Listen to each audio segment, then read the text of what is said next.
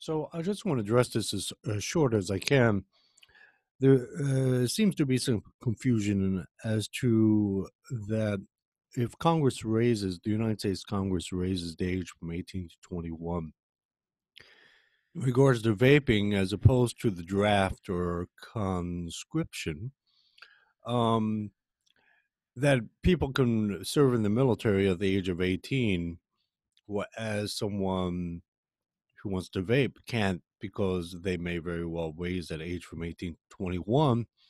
There's an outcry over that. For one thing, right off the bat, vaping or smoking is not a constitutional right. And I explained that in a video when I did the NVR network. So right off the bat, there is absolutely you can't compare the two right off the bat, saying that how dare they raise the age from 18 to 21 in regards to vaping. I mean, the reasoning is ludicrous anyway. But anyway, but let's talk about this draft situation. Now, what you see on the page is a ruling that came out of the United States District Court, Southern District, Texas, Houston Division. It's a memorandum opinion and order, civil action H-163362. Okay, and it's basically about the equal protection laws, and that is females don't need to register, but only males must. And so, like it says, this case balances on the tension between the constitutionally enshrined power of Congress to raise armies and the constitutional mandate that no person be denied the equal protection of the laws. Now, the United States Constitutional Article 1, Section 8 involves that Congress can raise the armies. But then the U.S. Constitution Amendment 5 is in regards to equal protection of the laws. Okay. So it says the Military Selective Service Act requires males but not females to register for the draft. And that's pretty much the gist of this. Now let me get to the point of here. So it says Congress cited several administrative concerns in its 1980 rejection of adding women to the draft. Their primary concern again centered around administrative difficulties caused by the ban on women in combat.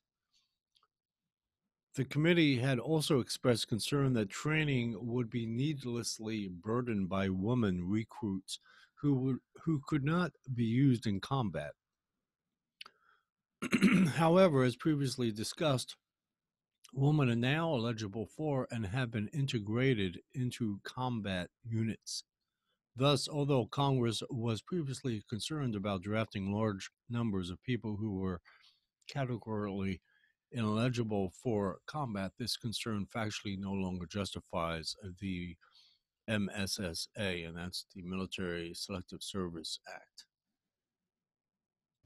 It goes on to say, in short, while historical restrictions on women in the military may have justified past discrimination, men and women are now similarly situated for purposes of a draft or registration for a draft. If there ever was a time to discuss the place of women in the armed services, that time has passed. Defendants, meaning the United States government, defendants have not carried the burden of showing that the male-only registration requirement continues to be substantially related to Congress's objective of raising and supporting armies. So defendant's motion, meaning the government's motion to stay a motion for summary judgment, is denied. Although plaintiff's complaint requests injunctive relief, plaintiffs have not briefed the issue, and their summary judgment motion only requests declaratory relief. Therefore, plaintiff's request for an injunction is denied. Plaintiff's motion for summary judgment is granted. So what it means is, right now it's still pending in Congress. They're supposed to have by March of 2020. Congress is supposed to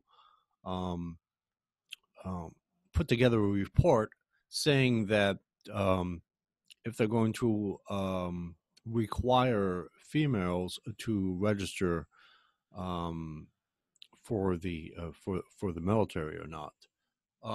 So what this court order basically says is that right now it's still a male. It's right now the males still have to register with the MSSA, but it's pending the what happens with Congress.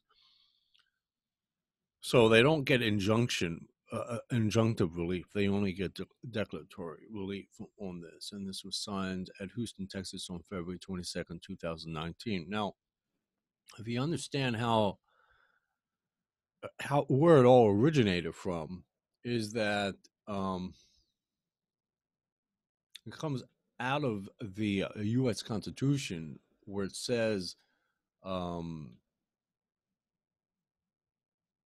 says allow the Article 1815 allows for Congress to conscript, giving it the power to provide for calling forth the militia to execute the laws of the Union, suppress insurrections, and repel invasions.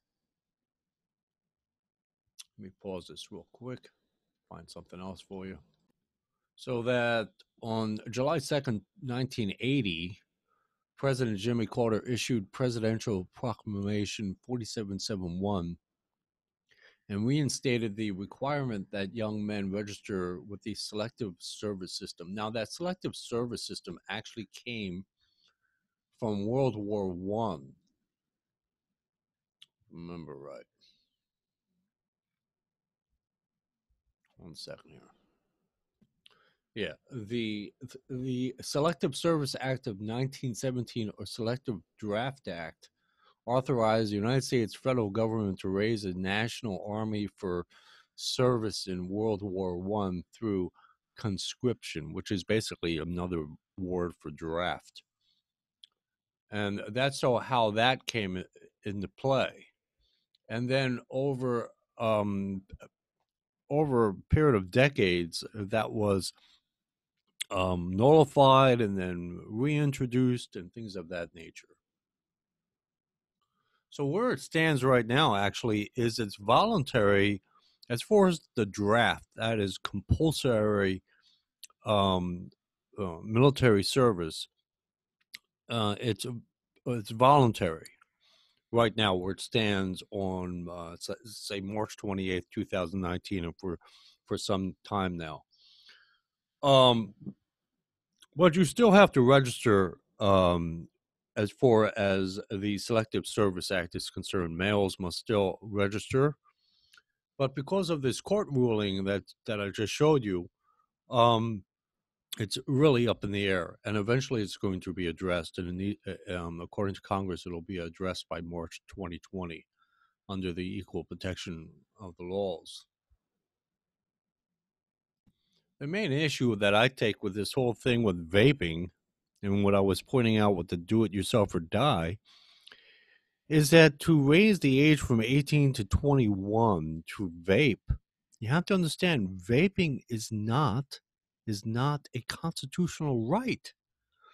So whereas in the United States Constitution it states that Congress will they have the power to raise armies, meaning to defend the land. It should be an honor to fight for your country. Of course, there's a lot of stuff I don't agree with the U.S. government, and especially the military, but nevertheless, it ought to be an honor rather than anything else. And outside the fact that it's in the U.S. Constitution, there's nothing in the U.S. Constitution that states you have the right to smoke, you have the right to vape.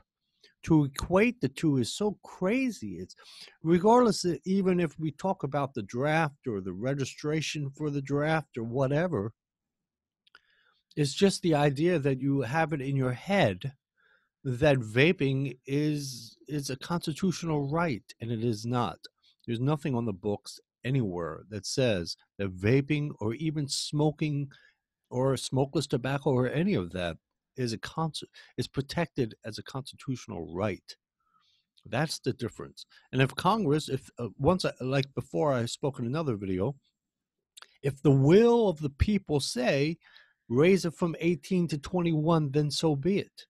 And being as there's only 11 million United States vapors,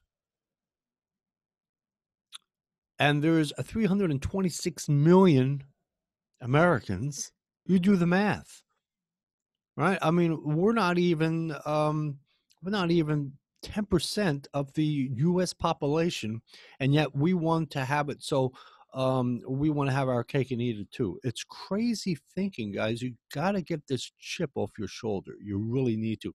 You got to put your ego aside. Now, if you're able to get Congress not to raise it to 21, then that'd be great. That'd be great for you. But eventually it'll happen. When? Who knows? It could take many years from now. I'm sure that's not anything, they're angst about trying to pass into law. It's not going to happen tomorrow. It's not going to happen next year. It'll probably take a while before that actually comes about. You're dealing with flavor bans and things of that nature, let alone we're concerned with 18 to 21. Now, states, on the other hand, you have to be concerned about. They will raise that, and no problem. As long as they meet the minimum age of 18, they can raise it as high as they like, whatever they can pass through their legislatures, the state legislatures. But what I really take serious offense to, especially as an American, is that vaping or smoking is not a constitutional right, whereas according to the Constitution, the draft or conscription, or for the United States Congress to raise armies, is a constitutional requirement. You understand? Now, this case has mainly to do with males versus females. And once again, the draft itself is voluntary. It's just the selective service is this whole issue with the male versus the females. Registration is still required, but you don't necessarily, and that the reason why they do that is just in case we go to war, they have people on the books, so to speak, to call up to fight in a war, in a massive war. Right now, it's voluntary. It's voluntary as far as the draft is concerned. You just have to register. So to make it appear like, well, you have to join the army, you have to join the army, no, or join the Navy or whatever the hell it may be, Air Force, Marines, whatever, is a fallacy. But most of all, vaping or smoking is not a constitutionally protected right.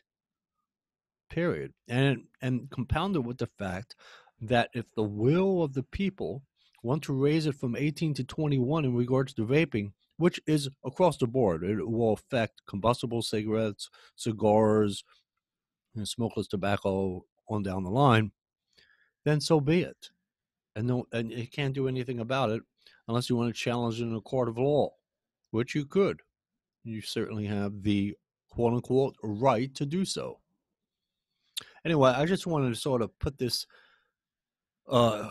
in perspective for you so you understand what's going on here, because especially my hardcore subscriber was wondering what's going on here. So I just want to put this into its proper framework so you can understand it. Anyway, that's it for this one. You guys have a good one. Bye-bye.